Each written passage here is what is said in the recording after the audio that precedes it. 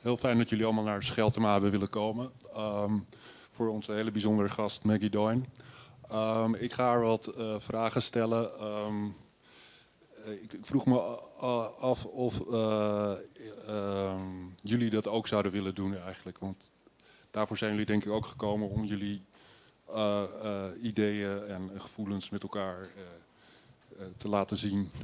Dus doe dat vooral. Wij gaan eerst wat vragen stellen over het boek. Dat hebben jullie misschien nog niet allemaal gelezen. Dus daar wilde ik mee beginnen. Het is een heel persoonlijk boek, wilde ik eerst vertellen, geworden. Volgens mij, omdat Maggie vertelt echt hoe het voor haar is geweest. En om vanaf het moment dat ze naar Nepal is gegaan als backpacker... alles te gaan bouwen wat ze daar heeft gemaakt met de kinderen. En het is niet allemaal tenminste wat ik dacht dat het zou zijn. Er is heel veel twijfel en heel veel wanhoop ook soms. En het is echt een grote persoonlijke strijd geweest. En het is eigenlijk een soort boek, denk ik... Dat gaat over hoe het is om een thuis te vinden of een thuis te creëren. En, daar zou ik graag wat dingen met Maggie over willen zeggen en bespreken. Dat gaan we in Engels doen, dat is geen probleem, neem ik aan, voor iedereen. Dus, well, Maggie, I was introducing my view about the book I read, about tussen de Himalaya en de hemel. But first, I wanted to go back to the very beginning of the story. That's when you were 19 and decided to go to Nepal. And I wondered, why did you want to go to Nepal? Was this random, or was this already with yeah. Did you want to go there desperately, or? Yeah, I think that was the surprising part of the story. I didn't go out to do anything. The culture that I was raised in, everybody went to college, everyone went to university, and that was very much expected of me, just to which college are you getting into, and where are you going to go next, and where are you applying, and kind of at the very last moment, I just took a step back and I thought, well, I don't really know what I want to study. I don't know who I am on the inside. I have no sense of what my purpose is. And I've never left suburban New Jersey. And suburban New Jersey, it's the suburbs. You know, I grew up with, I say in the book, just a trampoline in my backyard. I went to public school, rode my bike, played on the soccer fields.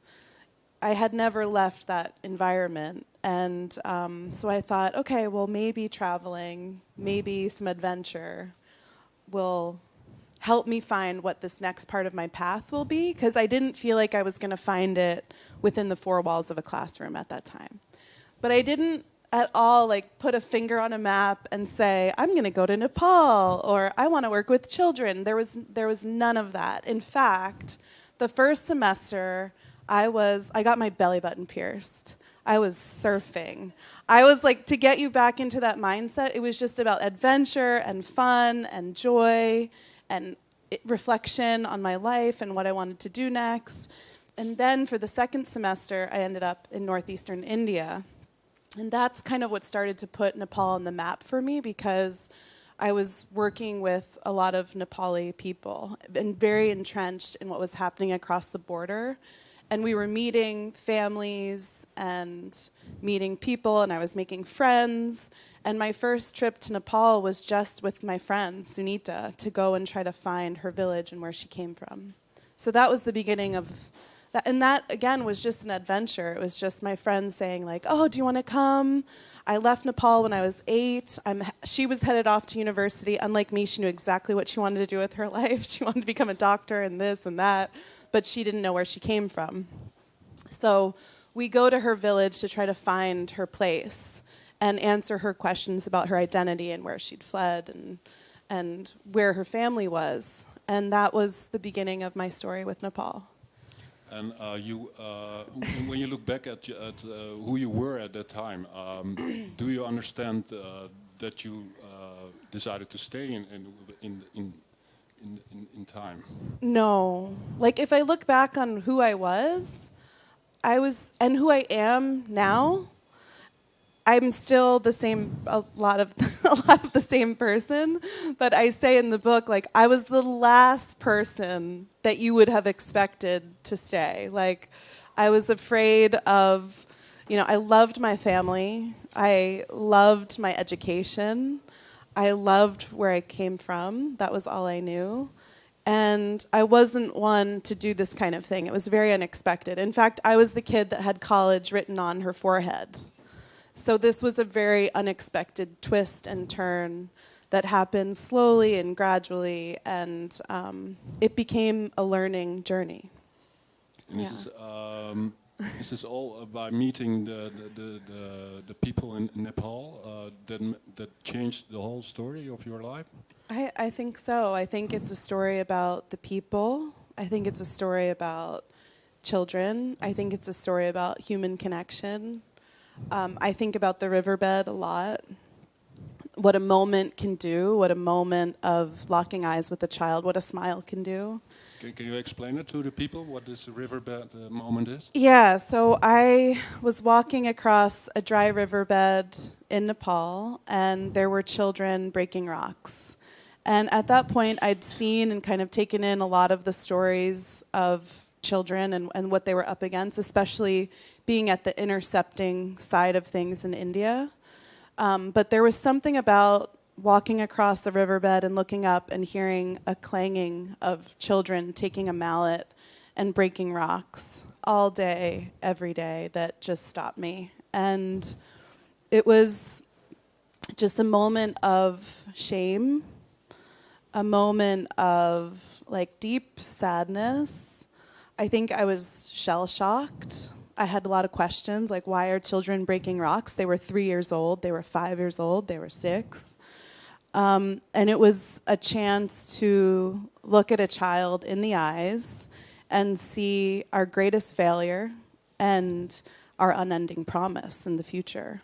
And to me, that's what a child is. They are our greatest promise, and they are our greatest treasure, and they are our most sacred, our most special, our most pure, our most vulnerable. And I think I was young, so young myself, that I saw a piece of myself in this child. I even think, I look at her picture today and I'm like, I see a piece of, I look like her.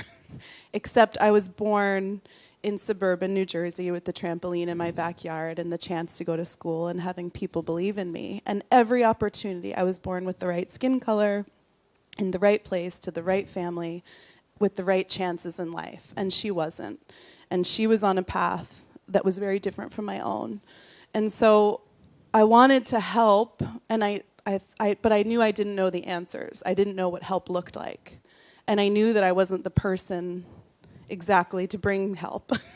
I had to go on that journey to find out how do we do this. And I feel this thing that's making me sad. I feel this sense of failure.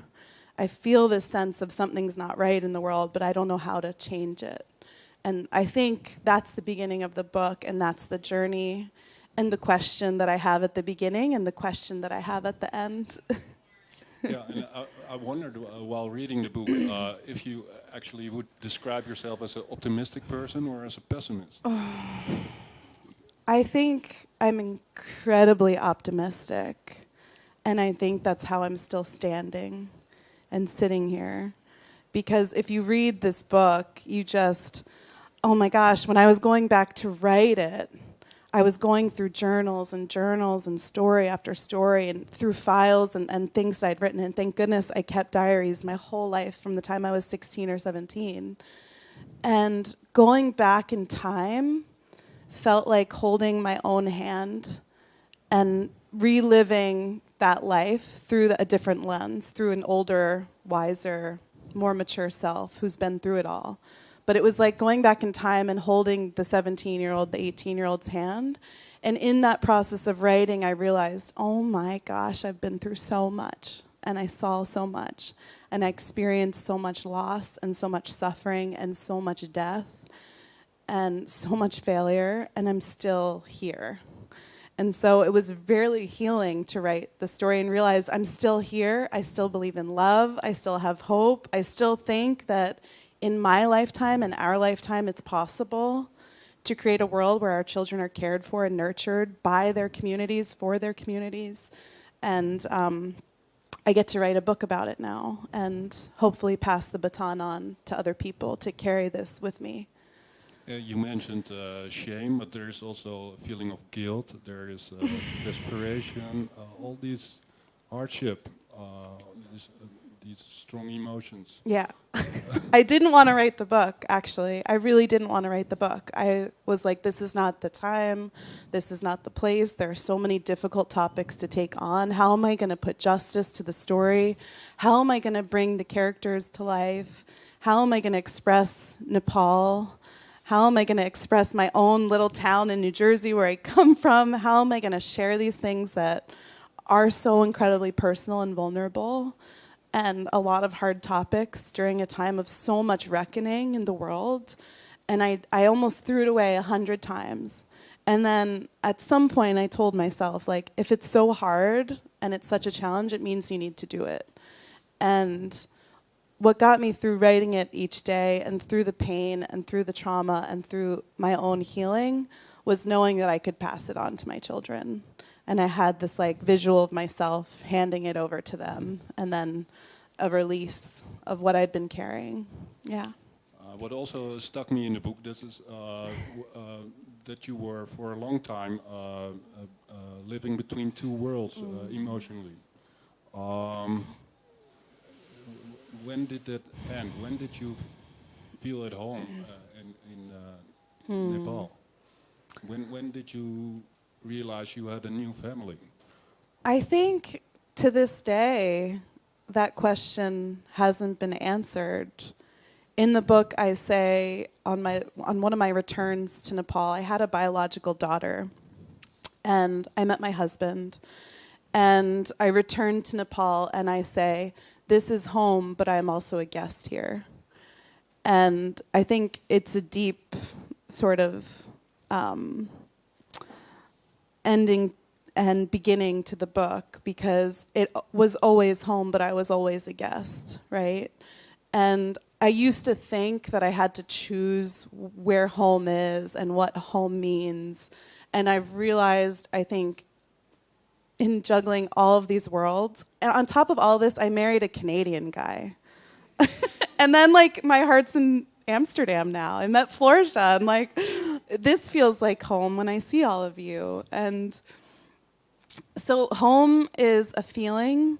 It's something we carry inside of us. And I'm not Nepali, you know. I'll never be Nepali. I'll never even understand the experience of my children.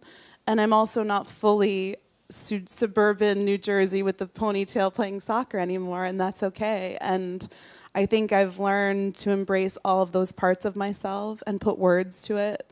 And I think you describe it beautifully when you say it's a heart stuck between two worlds and making sense of two places that are so completely different. And putting language to that was hard. I can understand, yeah, but you managed to do it. One of the working titles for the book was actually Home. Uh-huh. And kind of, what does home mean? What does family mean? How do we expand our definition of family? Because ultimately, I think that's what we have to do to coexist. What you did in Kapila Valley is you build a home for other people. So you had an imagined way of what to create, and then you try to create that. So where were those values found for you when you start working for the community? Yeah, I think the values came, one, from the community itself. I think that was really important, was realizing I can't bring my values in. I can't take my childhood and implant it here in this place, but I want to take the beauty and the magic and what makes a happy childhood makes a happy life. And we all know what a happy, if we're lucky enough, if we're privileged enough, we know what a happy childhood feels like. We all know what it means to be loved. And every human being wants one thing, and that's to be loved and to be a part of something. And I knew, even at the age of 19, that I could be a part of that. And I saw love in the Nepali community that I was working with. And so that felt like something tangible and something doable in our school, in our women's center, on our farm, in our medical clinic. Like, if you can bring love into the equation, it's something that we don't always talk about, but it's so incredibly important. And yeah, Taupe, my co-founder, and I sketched up what it would look like, and we wanted to take the word orphanage that we hated that model, and just throw it out the window and paint the walls bright yellow and have kites flying in the sky and marbles and soccer balls and music playing and dance and food and nutrition and a big square dinner table where kids could sit around. And that was kind of the start of this vision, this little slice of heaven that you walk into. And not to say that that's like the only secret sauce. I think kids need to heal from trauma. We needed trained social workers, we needed counselors, we needed mental health therapy. I mean, we needed lots of other things, but a lot of the essence of what we do is home and family. And fortunately enough, we were able to create that for our kids. And then it took on a life of its own, of course. And how big is your family nowadays? Well, in our school, we have nearly 500 students and kids. And in our home, at the moment, we have 25 graduates who have left the home, and they're living in apartments and getting jobs and going to college and university. And we have about 45 kids in our home right now. We're running a safe home for at-risk adolescent girls as well. I think we've got about 14 girls there. So we've grown and grown and grown and continued to grow. And actually a lot of our other programs now, the Women's Center and our Family Development Program, and a lot of what we do is about supporting the community as a whole so that we can get on the side of prevention from these atrocities and things that happen as well. People learned about you in Holland in 2016 by the television program. Maybe people knew you before, but the bigger public was introduced by you by Floortje Dessing on the Dutch broadcast. How do you look back at that series, or that moment? Well, so Floortje wrote the opening to the book. And it's beautiful what she wrote, and I'm very humbled to have read it and had it translated to me. But we almost said no to Floortje coming because the producers reached out and we were like, no, there's not. Like, we keep our children's stories very, very private. It's very private. Our home was a private place. I mean, we give windows via social media. We tell little bits and pieces, but you will notice on our social media, you see our kids reading poetry, playing chess, winning the soccer tournaments in the library, getting warm tuck-ins with bedtime stories. So we'd kept a lot of things it's your family, so you have to think really carefully before bringing a film crew, and not to mention a Dutch film crew. And so we'd pushed back quite a bit and just been like, who are these people? What are they doing? To the end of the world. We were trying to translate what it meant. We're like, we're not on the end of the world. So thinking back to it, it was so funny. And I think she writes in the foreword, she was hesitant too. She's like, oh, these people are going to be super closed off. They're not going to want to talk to us. And then, of course, the reality was very different. We connected from the second she walked in the gate. She understood what we were about, what we were trying to do. We had fun. We laughed together. We danced together. And it was the first time we'd allowed a documentary crew in. And I didn't know how the story was going to end up, obviously. I hadn't seen the episodes. But I think what I take from watching it now, she was a damn good journalist. She's very gifted at what she does and how she tells stories. She told the story well. She told it truthfully. She told it ethically. And I'm really grateful because she captured a time in our life that I'll never have again. You know, that she was there to capture Ravi. That's the only footage I have of our family before our tragedy. So looking back, it was such a big gift. And then, of course, the response was a big gift as well. I mean, it carried us through all these years financially.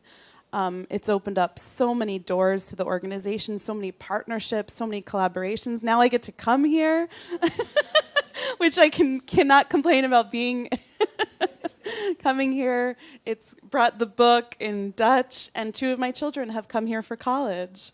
So how are they doing? I had 2 kids in Maastricht. They're doing incredibly well. I raised my children very progressively, and our family's pretty liberal. But when Nisha came back after living in Maastricht, after living in the Netherlands, she'd come back to Nepal, and she was like, "Do you know that a woman can marry a woman? Do you know that a black person can marry an Asian person?" And I was like, "Yeah, I told you that your whole life, that this happens." But there was something about her seeing it in real life that she could come back and then teach our children and instill these values in our children. And it meant something different coming from her. And she brought back this incredible education and this incredible knowledge and empowerment. And that lives in our family today. But I'll never forget that. And she's gone on and continued on with her studies in university, and our children have been able to go and connect around the world and bring that learning and that knowledge back, which has been incredible. And are you in touch with all the people from your family when they go to other places? Yeah, all the time. Yeah. In fact, the whole ride here.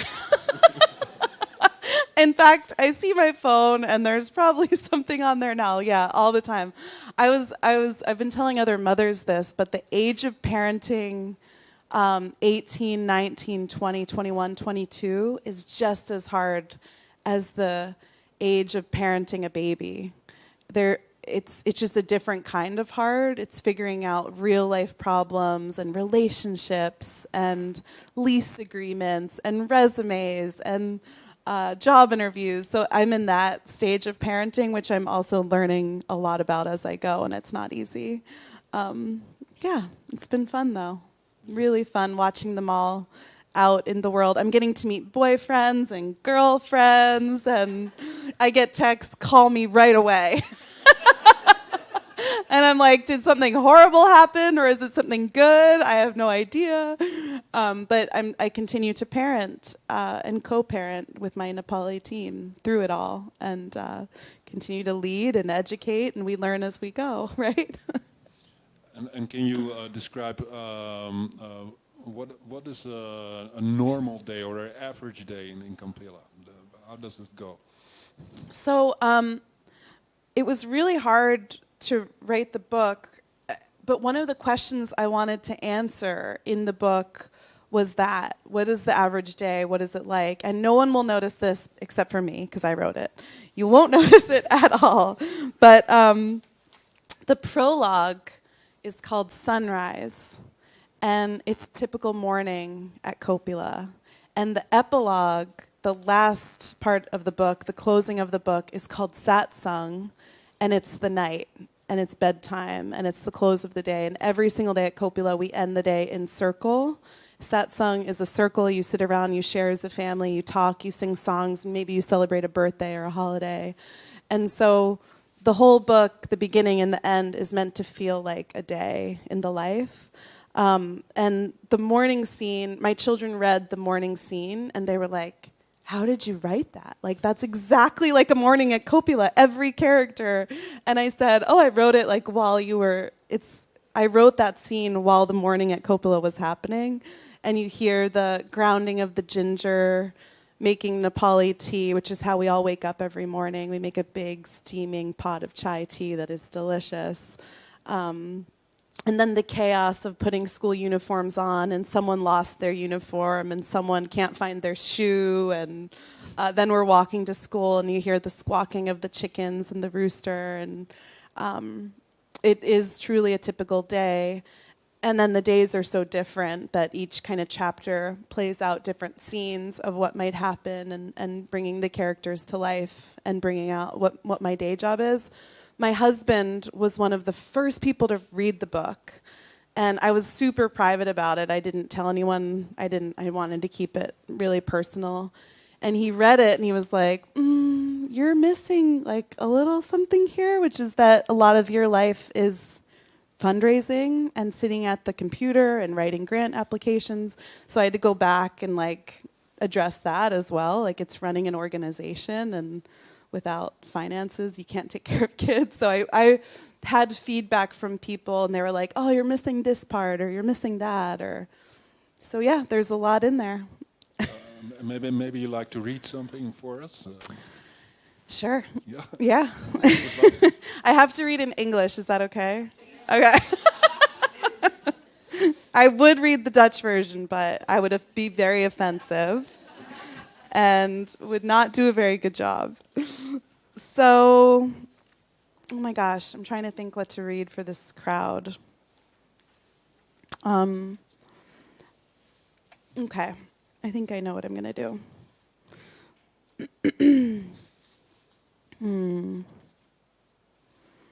going to read from Kites in the Sky, which, between the mountain and the sky, it's how I kind of like the process of becoming a mother and what it means to be a mother, and the joy and the heart and the love.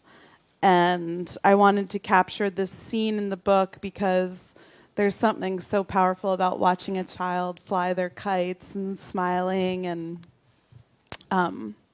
yeah, it's called Kites in the Sky, chapter 6. Each chapter, just so you know, if you haven't read it yet, it starts with a love letter to one of the kids, a little snippet of a love letter.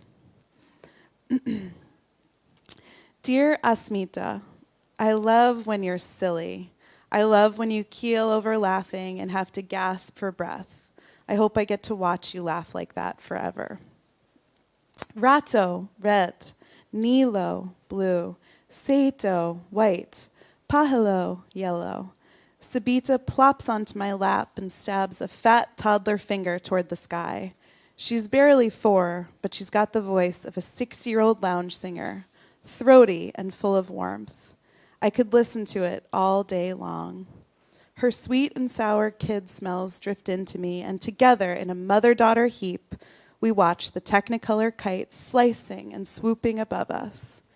At dusk in late summer 2009, right before the sun throws out its final orange punch, every rooftop in Circuit fills with kids and their kites. It isn't some jaunty Mary Poppins ordeal. These children yell and cuss, one flyer trying to send another on a perilous dive to the ground. Left, right, higher, get hemel, cut hemel, go, go. Hemel is the neighborhood bully.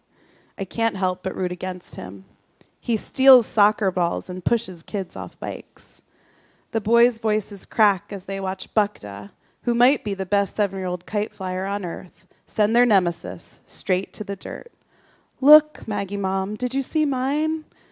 Anjali's purple kite is performing an elegant figure-8 routine a few feet away from the testosterone. I close my eyes and try to preserve all of it. Giggles just starting to deepen to laughter, elbows and knees lost inside of doughy toddler bodies, the way they say mom and want me to see everything, absolutely everything that they do. The children have recently had their own family meeting where they decided to start calling me Mom or Maggie Mom, and it feels as true to me as my own name. Yeah.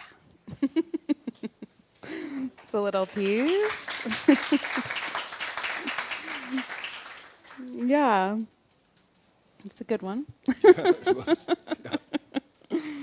There's, a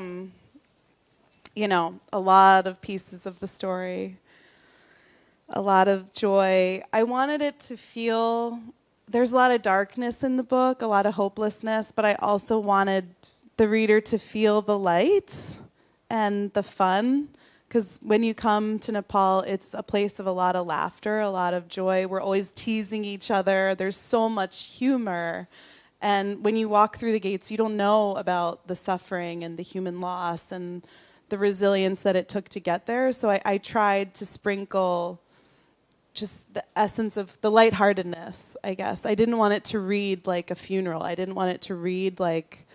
I didn't want people to leave the book and just be like, all right, that's it, we're doomed, we're not going to do this. I wanted it to read that actually this is possible and the power to change the world lies within each of us. And I wanted the reader to feel the lightness and the joy of it. Kites in the Sky is the scene for that, for me. Maybe this is the point where we can ask people here if they have any questions for Maggie. So I'll bring the microphone to you.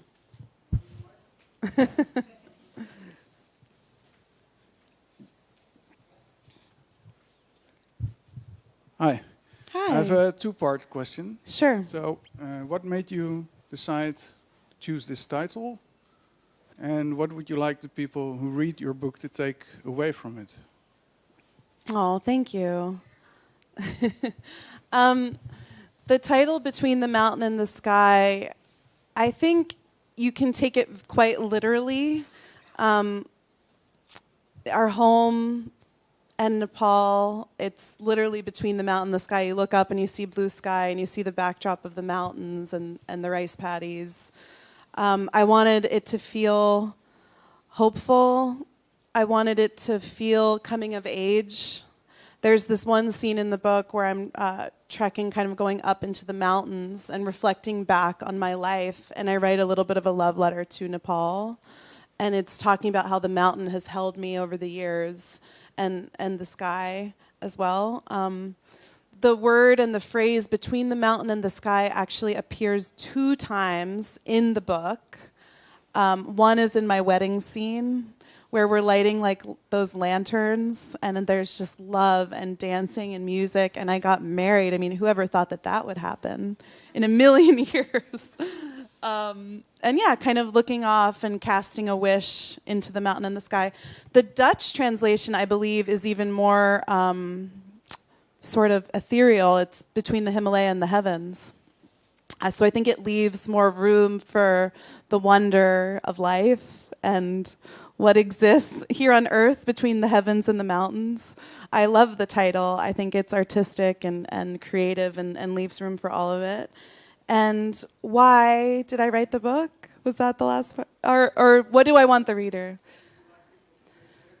Yeah. So at the end of the book, I write, this won't be a spoiler alert. I already gave you away everything. I had a baby. I had another baby who you can hear somewhere. But I think what I want, the single takeaway is the power to make this world better lies within each of us and all of us. And we can all do something. And I say, you don't have to move 8,000 miles away and raise children. You don't even have to leave right here where we are. There's something that we can all do. Ask ourselves, what breaks your heart?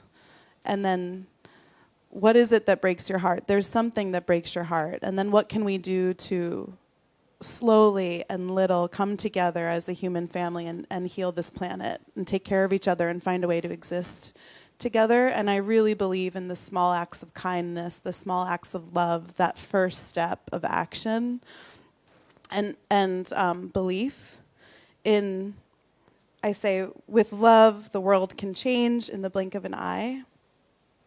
And the end is a love letter to all of us and to our future children.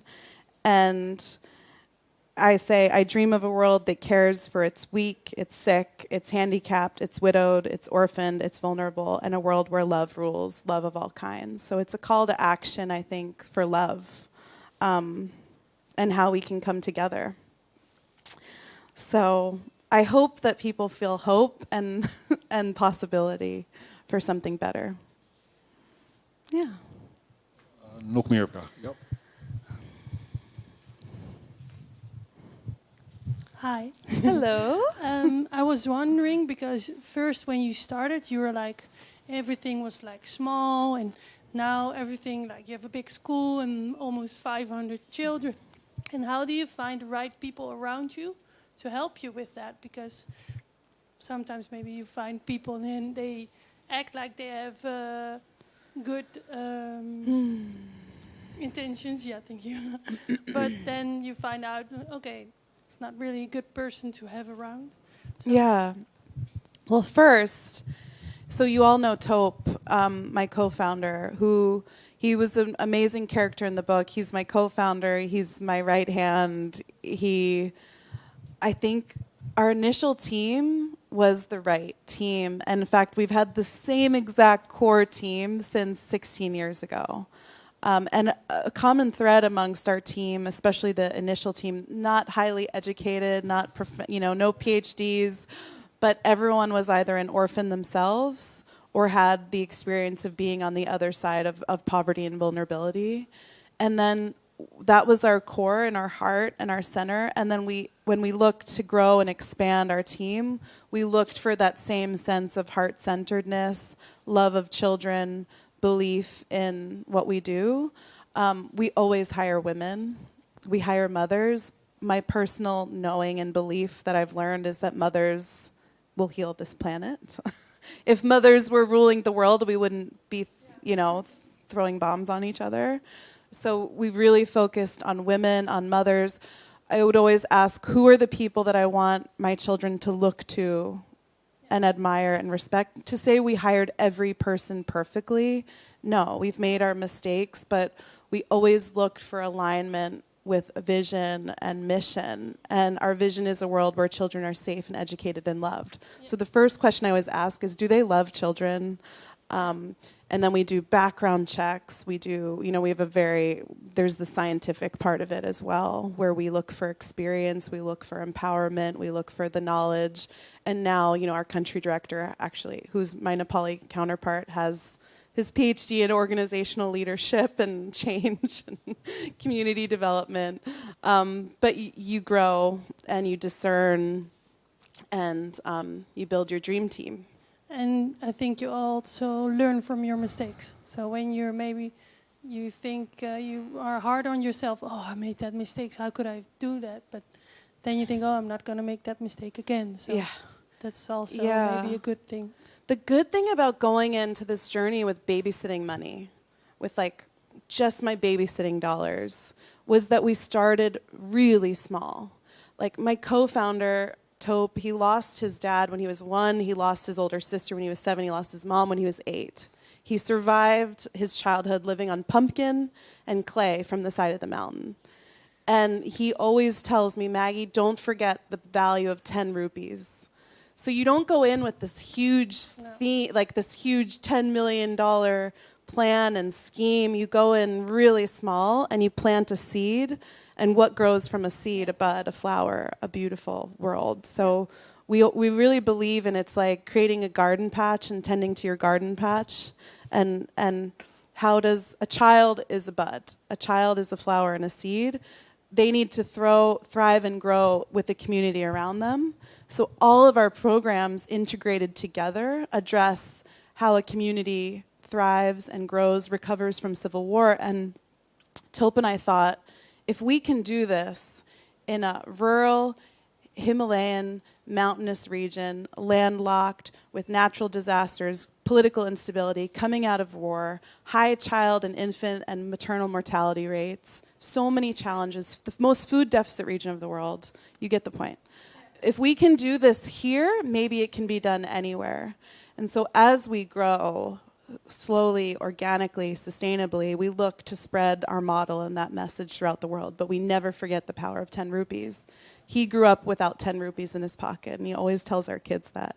He's like, I grew up without 10 rupees in my pocket. And they're like, we get it, Taupe Uncle, we get it. He was a child porter. He would carry a bag up a mountain and get 5 rupees, and so that's been really essential in what we do. Cool. Thank you. Thank you.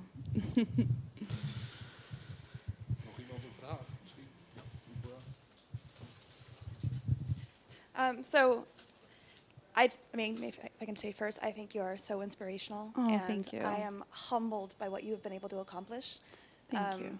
My question, I also, like, I think many people first was introduced to you by Tussen. And I'm humbled. I guess my question is, how, and so full disclosure, I have not yet read your book. But It just came out, yeah. so that's okay. I know, that's not, so if it's in there, I apologize. But Take your time. I'm curious how your family reacted when you went home and said, I'm taking my life savings, my babysitting money, and I'm buying land in Nepal, and this is the adventure I want to go on.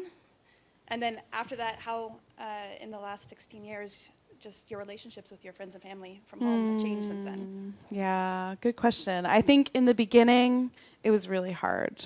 I say in the book, I'm sure every parent wants to have a child who wants to go to Nepal and do something, but then the reality of it looks very different. And there was heartbreak, there was loss for my family. I grew up living in Nepal. The first 7 years of raising children in Nepal, I didn't really get to see my family. But then kind of sprinkled throughout the journey, my family becomes very woven into the story. And there's a chapter called Sisters. Both of my sisters ended up being so involved in what we did and that work and kind of understanding. And you know, I pitched it initially to my family as like, oh, I'm going to start this thing and then I'm going to come back and I'm going to go to college and university. So my pitch was really good.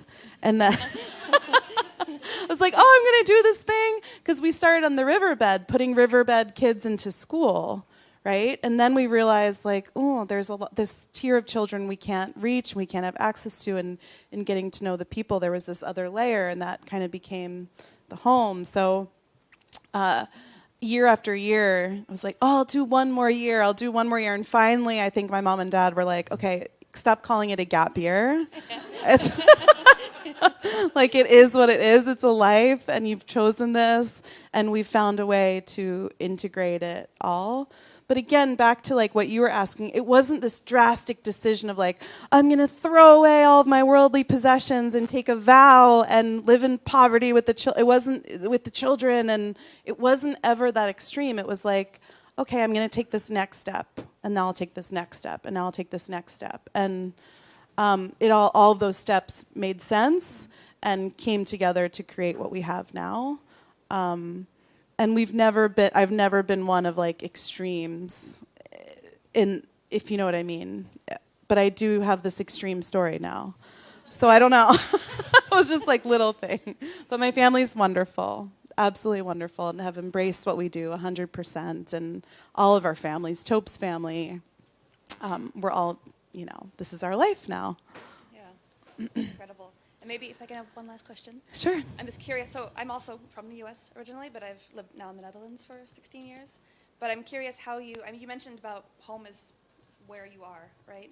But how do you feel about having to spend so much time torn between like the two locations and traveling, especially with a book? I can imagine with your family and traveling. How do you feel about that? How do you manage that?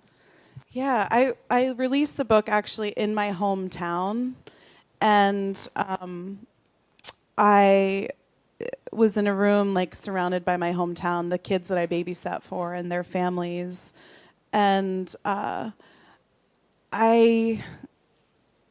felt like in writing about my hometown, I wanted to tell the truth about like how I did it.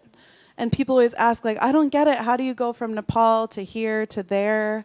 And the one thing that got me through the transition and the questions and the uncertainty and like the differences was always grounding myself in gratitude.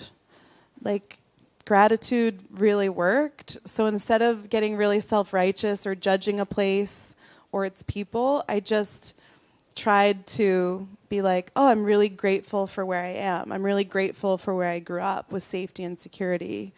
I'm really grateful for Nepal and the things that it's taught me. And that helped me put a lens to where I was and what I was experiencing. There's a chapter in the book where I talk about, at one point, there was always political instability in Nepal. There were strikes, tires burning, young people being bussed in with guns and weapons. There was sometimes fighting in the streets. There'd be these periods of like, oh, is Nepal going to go back to conflict again? We've had like 8 prime ministers in a few years, and one's party is overthrowing the other. And there was this one time I had to go back to the US for an event, or I was speaking at something, and it was that I needed a police escort, and the State Department was issuing warnings about travelers and safety. And I leave Nepal, this really intense situation, with a police escort, get on a plane, get back to New Jersey. I'm going through my hometown, and I see a protest in my hometown with these signs with like red X's over them. And I realized that my hometown was protesting a developer who wanted to bring a Dunkin' Donut shop into into my hometown.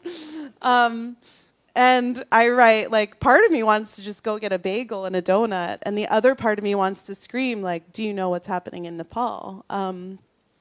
So I don't know, I've just learned to do what I can where I am with what I have. That's a quote, do what you can where you are with what you have. Be grateful for what we have. I try to raise children who are grateful. When you're grateful, you can't feel any other emotion but grateful. So I try to just, yeah, it is what it is. When I'm here, I'm going to eat bitterballen and drink a good beer and have a good meal and not think that because I'm doing this, children are starving. I just really just like, I think we can have both. I think we can have a beautiful life and savor family and enjoy and live a good life and wish for the same for others and reach a hand to others so that they can have the same. So I say, if you're educated, if you're free, if you're empowered, if you're safe, if you get to choose who you want to marry, when you want to marry, if we get to drive cars. As women, I'm like, we drive. Then just let's give that opportunity to everybody else too. There's a way that just because we have it doesn't mean someone else can't have it. And just because they don't have it doesn't mean we can have it. So that's how I do it. Thank you. Yeah. I'm going to go have bitterballen right after this. Oh, dear. Misschien laatste vraag. Ja. I want to know something about the teenage girls. Is they still getting married at 14, or do you lose still girls who enter your school and then have to marry? Yes. Still. I still have failure in this department. We still lose girls to young marriage. We still have the risks of human trafficking. 2 years ago, at the height of COVID, I lost a child who was 6 years old, and she was sleeping in a menstrual hut. A menstrual hut is when you have your period in rural parts of Nepal, girls and women, even after childbirth, have to sleep in a cow shed. They can't sleep in the house. They're not supposed to interact with society, touch the water, touch the food. That's my child. That's what he thinks about that. So yeah, like that's still happening, and we address it. Our Women's Center makes menstrual pads and menstrual kits, and we have awareness, we have empowerment programs, we create safe spaces, and yet I lost a 6-year-old who was sleeping in a menstrual hut, accompanying her cousin so that her cousin didn't have to sleep alone. And we still see marriage. We created a safe home for at-risk girls and women so that they could have a safe place to sleep if they were up against that practice. And we watched our marriage rates go down. But in order to do that, we had to make the extreme intervention. We have this like push and pull. You want to keep kids within their family, within their biological family, 99.9% of the time. And yet sometimes you have to make that next level of intervention. And when we do have the safe home with a reintegration program as well, we're able to stop that in the tracks. And we have incentivization programs to stop early marriage. We've seen our rates go down. And if you look nationally, I think 1 in 3 girls in Nepal is still married before their 18th birthday. So it's something that we're up against, but we've found effective tools and strategies, and the Women's Center, employment, and just deep cultural training and understanding with local people to help fight against this issue, but it's still prevalent. None of my girls or children have been married yet. That's going to be a whole nother book, the weddings. I'm going to have to go to them all, but yeah, no, in the community, we still see it all the time. We still fight it all the time. We still get reports all the time. We have to go and fight those cases all the time. We've had cases where a child was, a young person was raped, and the punishment was to marry the rapist.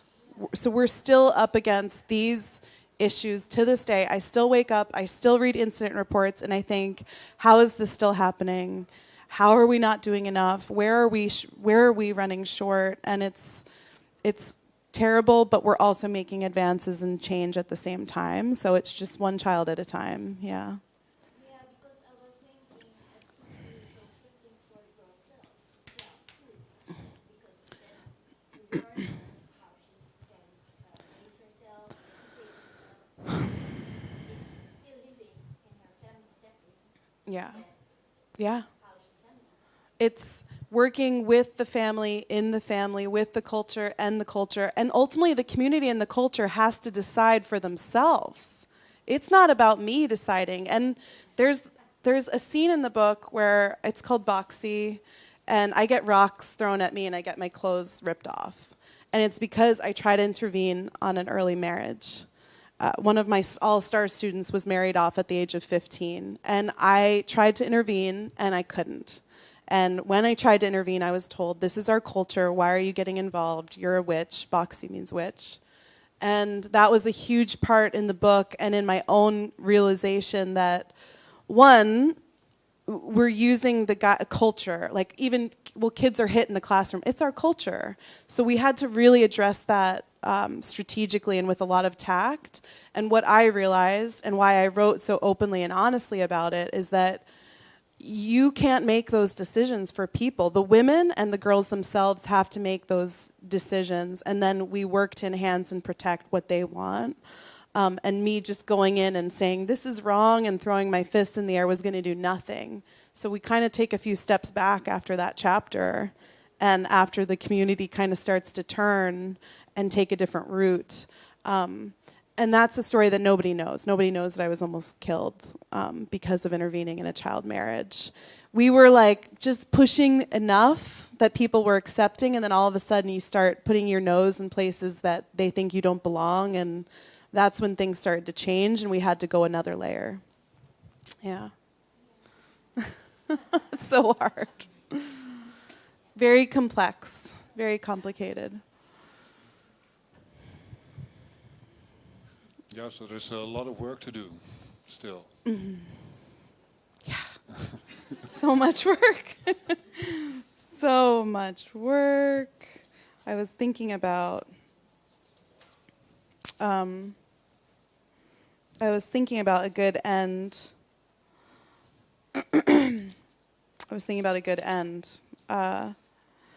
I'll read the last, just a chapter that will end today. And then I will sign every single book if you want a signed book. And I'd love to talk to you all. But It's just, about Tussen? this is in the Satsang chapter, yeah. And it's about how we still have much work to do. Night after night in this uncertain world, we continue to meet in the satsang room and rejoice in the truth we find here. There is so much to be grateful for, and there is so much we can give. Saksham, who has been driving to the quarantine camps and flood stations all day, food stations, turns on the music, the latest Bollywood hit.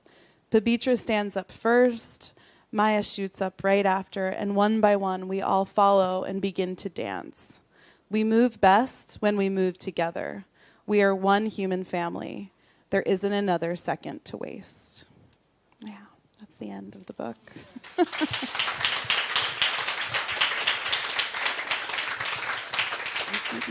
Well, it was wonderful to have you here, and thank you very much for visiting Amsterdam and Scheltema.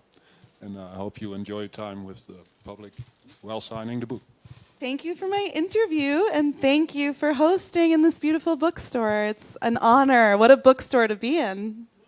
1848, was that the year? 1853. 1853. It was founded in 1853, yeah. Thank you, everybody.